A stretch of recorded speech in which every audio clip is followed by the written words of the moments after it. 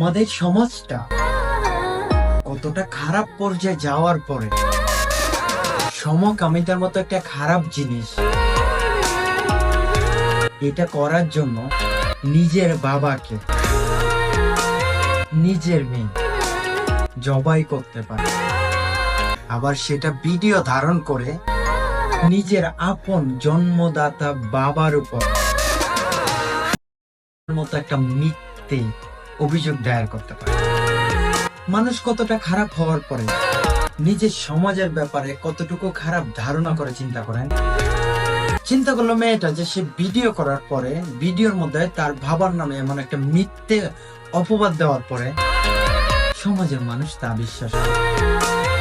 আফসোসের ব্যাপার হচ্ছে খুব অল্প সংখ্যক মানুষ সেই মেয়ের কথায় সাড়া দিয়েছে, কিন্তু আলহামদুলিল্লাহ বেশি সংখ্যক মেজরিটি তার পোশাক আশাক তার কথাবার্তার ভঙ্গি ভাঙা দেখে বুঝে গেছে যে না, মেয়েটার মধ্যেই সমস্যা।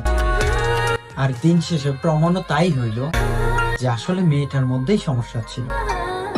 আল্লাহ সুবহানাহু ওয়া তাআলা এই সমকামিতার মতো এরকম জঘন্য পাপ থেকে আপনি আমার মা বোনদেরকে হেফাজত করুন।